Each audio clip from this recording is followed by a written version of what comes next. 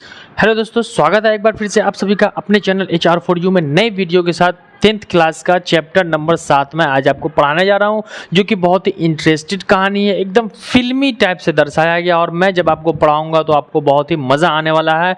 तो चैनल पर अगर आप नए हैं तो चैनल को सब्सक्राइब कर लेंगे और बेल आइकन दबा लेंगे ताकि हर दिन की वीडियो का नोटिफिकेशन मिलता रहेगा। अगर आपने पहले से चैनल को सब्सक्राइब कर लिया है तो वीडियो को शेयर करना आपका काम है, बाकी कुछ नहीं मैं मांगता हूँ आपसे। बस चैनल को सब्सक्राइब करें और हमारा सपोर्ट करें, ज़्यादा से ज़्यादा बच्चों को जोड़ें आप हमारे साथ ताकि हर बच्चे का भला हो सके। तो चलिए हम सीधे पढ़ाई पर ध्यान देते हैं। आज देखिए मैं आपको पढ़ाने वाला हूं चैप्टर ठेस, जो चैप्टर नंबर 7 है और जिसके लेखक है फणीश्वर नाथ रेणु। तो ठेस देख करके आप लोग समझ गए होंगे कि ठेस का मतलब क्या होता है, ठेस होता है क्या। देखिए ठेस क्या होता है। ठेस तो आप ऐसे समझते हैं ना कि किसी की बातों से किसी व्यक्ति के दिल को चोट पहुंचना हम ठेस कहते हैं।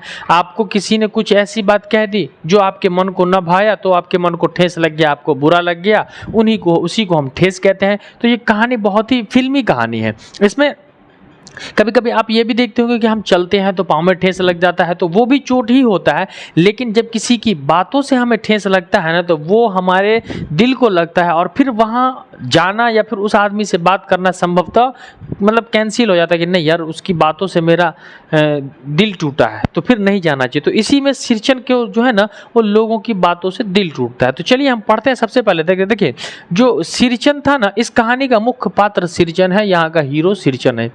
पूरी कहानी आधारित जो है सिरचन पर आधारित। सबसे पहले समझ लेते हैं कि गांव के किसान जो थे ना, गांव के किसान जब भी खेती बाड़ी का समय आता ना, तो गांव के किसान सिरचन को जो है ना किसान समझते ही नहीं थे।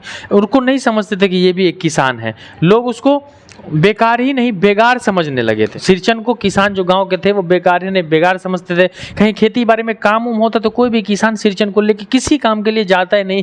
लोग क्या कहते कि क्या होगा इसको ले जा करके, फ्री में काम कराना भी लोग पसंद नहीं करते थे। क्यों? क्योंकि कारण था कि लोगों का कहना था कि जब लोग और किसान खेत पहुंच करके 1/3 काम कर लेते हैं तब सिरचन अपना मन का मर्जी करता है। सिरचन हाथ में खुरपी लिए डुलाए पगडंडी पर पैर रखे और आगे की ओर जाता है। सो सिरचन से काम कराना बेकार का है, यानी उसको समझ लो सिरचन से काम कराना और मुफ्त में उसको दिहाड़ी देना, पैसा देना, दोनों बराबर हो जाता है। इसलिए लोग सिरचन को वहां ले नहीं जाते थे। खेती बाड़ी के समय में किसान को लेने जाते थे इस सिरचन को, और सिरचन को लोग बेकार ही नहीं बेगार समझते थे। लेकिन हकीकत क्या था कि सिरचन जो जाति का कारीगर था, सिरचन क्या था? जाति का कारीगर था। ये अभी लोग सिरचन को बेकार और बेगार समझ रहे हैं, लेकिन पहले कुछ साल पहले की बात है कि जैसे फिल्मों में आपने देखा है ना कि अभी दिखाया सीन, उसके बाद पिछली दुनिया को दिखाता है, तो ठीक वैसे इसमें दिखाया गया कि ये अभी लोग जो अभी समझते हैं सिरचन को बेकार ही नहीं बेगार। लेकिन कुछ दिन पहले की बात है कि सिरचन तो पहले से कारीगर है, लेकिन सिरचन कारीगर था, कारीगरी करता था और सिरचन के मरैया के पास बड़े बड़े बाबू लोगों की गाड़ी रुकती थी और बड़े बड़े बाबू लोग उनको पूछते ही नहीं पूजते थे। वो अपना काम निकालने के लिए भीड़ लगी रहती थी इसकी मरैया के पास, और लोग कहते थे कि बाबूजी सिरचन अब तुम्हारे ही हाथ में ये सब कारीगरी रह गया है, ये लोग कहाँ कोई जानता है। सो एक दिन का समय निकाल करके ही सही मेरे यहाँ चलो, कम से कम मेरी शीतल पाठी या चिक बना देना। क्योंकि जब वो कारीगर था तो क्या क्या बनाता था? मोथी घास और पटेर की रंगीन शीतल पाठी, बांस की तीलियों की झिलमिलाती चिक, हलवाओं के लिए ताल के सूखे पत्ते की छतरी आदि। यानी सिरचन जो कारीगर था तो ये सब चीज़ बनाता था। बांस के पत्ते के चीक बनाता था, यानी बैठने का चिटाई। चीक जो होता है ना वो प्लेन होता है, बैठने का चिटाई टाइप का होता है, तो वैसा सिरचन बनाता था और उस पर बहुत इसका फेमस था ये बहुत। क्योंकि उस समय में पुरानी चीज़ों की कदर होती थी और सब किसी के पास ये ज्ञान था नहीं, सिरचन केवल करता था, तो इसके पास बड़े बड़े लोगों की गाड़ी लगी रहती थी, भीड़ लगी रहती। और जब सिरचन कहता है कि मेरे पास समय नहीं है, तो लोग बहाना करते कि दिल्ली से बड़े भैया का फोन आया, कहा है कि काम करवाना है तो सिरचन से ही करवाना है और सिरचन के हाथ का 2 जोड़ी चिक भेज देना। ऐसे बहाने से लोग उसकी खुशामद करते थे।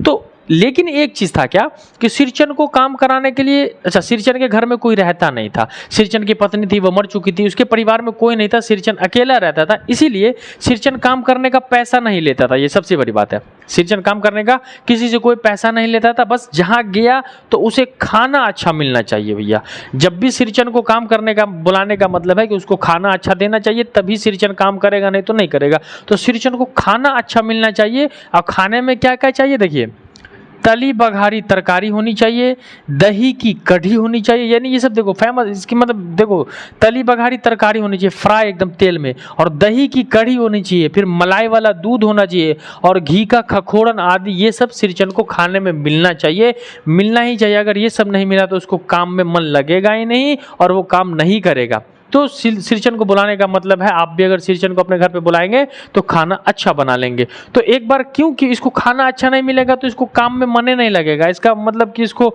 सुस्ती आने लगेगी, खाना अच्छा खाता क्यों, क्योंकि एक बार क्या हुआ कि ऐसे ही एक बार सिरचन जो था ना वो एक जगह कहाँ गया काम करने के लिए, ब्राह्मण टोली के पंचानन चौधरी के छोटे लड़के को बेइज्जत कर दिया था। यानी ब्राह्मण टोली में पंचानन चौधरी के यहाँ काम करने गया तो उसके छोटे लड़के से बेइज्जत कर दिया। क्यों, क्योंकि भाई खाने में अच्छा नहीं बनाया, बोला कि मतलब खाना अच्छा नहीं दिया था। तो सिरचन कहता कि अरे बबुआ तुम जो ये इमली की कढ़ी बनाई है और नाखून से खोट खोट कर जी तुम्हारी बहुरिया तरकारी देती है, ये क्या है, मतलब बेइज्जती कर रहा था कि नाखून से खोट कर देना का मतलब इतना कम देती है।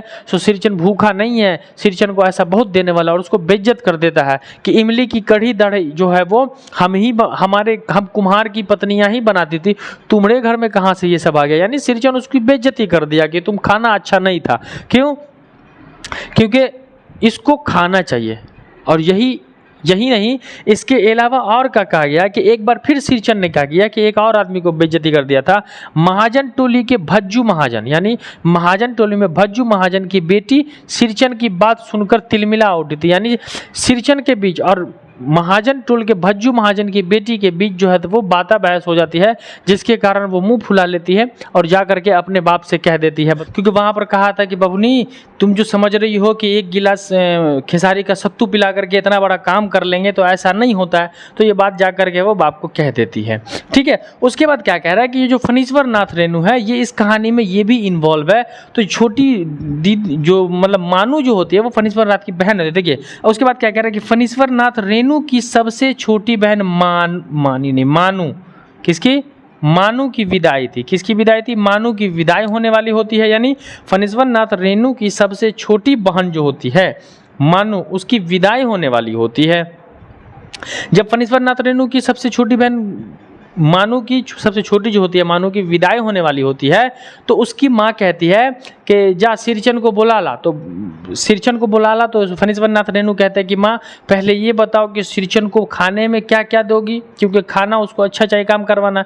तो उसकी माँ कहते हैं कि जा सिरचन मेरे काम में भोग विलास की बात नहीं करता, कामों की बात नहीं करता, सो मैं उसे जो भी देती हूँ वो उसे खा लेता है, वो हमारे घर के कामों में। और सिरचन को फणीश्वर नाथ रेणु के घर से ही गाँव में सबसे ज़्यादा इज्जत मिलती थी और वो इसीलिए वहां आ भी जाता था और काम करता रहता था। कि मानू दीदी की विदाई होने वाली थी, तो जब मानू दीदी की विदाई होने वाली थी तो लड़के की मांग, यानी जहां शादी हुई थी वहां से कॉल आया, मैसेज संदेशा आया था कि लड़कियों के यहाँ की 3 जोड़े फैशनेबल चिक और पटेर की 2 शीतल पाठी बनवा करके सिरचन से ही लाना। सबको सिरचन का कीड़ा काटा था, यानी सिरचन से। क्यों, क्योंकि ये जो लड़के वाले अक्सर मांग होते, और लिखा था वहां पर, लिखा किताब आप देखोगे कि 3 जोड़े फैशनेबल चिक और पटेर की 2 शीतल पाठी भेजना, नहीं तो खाली स्थान, यानी तराक तराक कर देगा, यानी छोड़ देंगे, डाइवोर्स दे देंगे। क्योंकि पहले के समय में ऐसा होता था।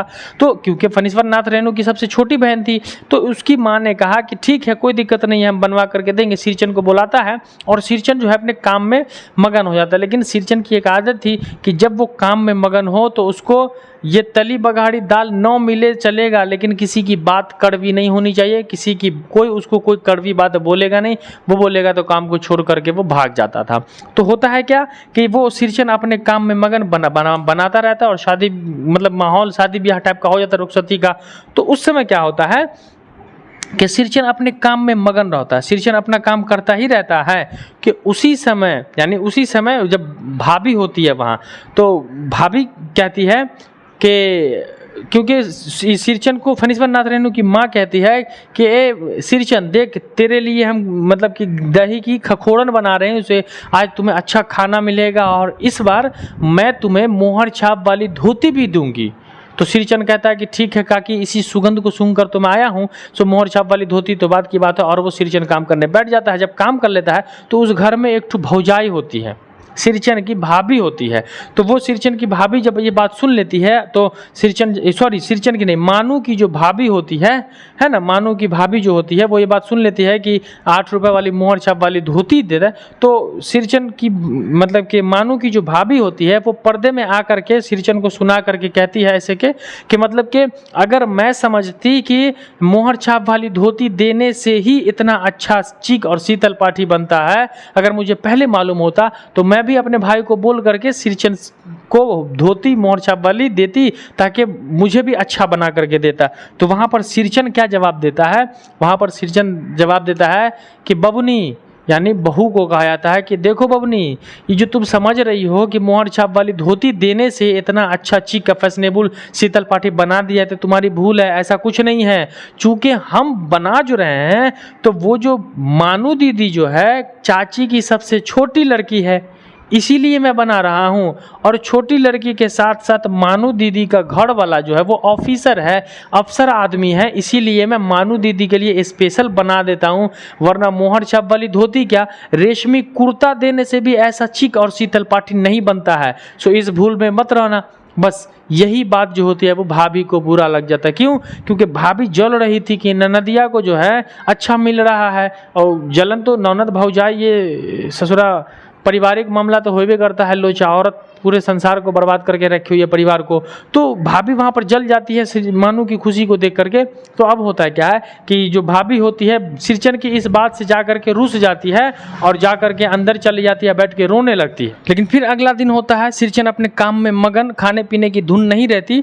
तब इसे क्या होता है कि सिरचन फणीश्वर नाथ रेणु अपनी माँ से जाके कहता है, अरे सुबह का नाश्ता नहीं दिया सिरचन को। तो भाभी जो होती है सिरचन को सूप में चूरा और गुड़ ला करके देती है और नाश्ता के लिए रख देती है। सिरचन का मूड खराब हो जाता है। क्यों? क्योंकि सिरचन तो काम करने का पैसा उसा लेता ही नहीं था, खाने पर ही वो काम करता था। और उसका ऐसा खाना देख करके नाग की तरह फनफना गया, उसका दिमाग खराब हो गया। लेकिन फिर भी उसने चूरा खा लिया और गुड़ को ऐसे ही अछूता छोड़ दिया कि गुड़ को कौन खाएगा, चूरा मुँह में रखे हुआ था। इधर से फणीश्वर नाथ रेणु गुजरते रहते तो देखते हैं कि सूप में चूरा और गुड़।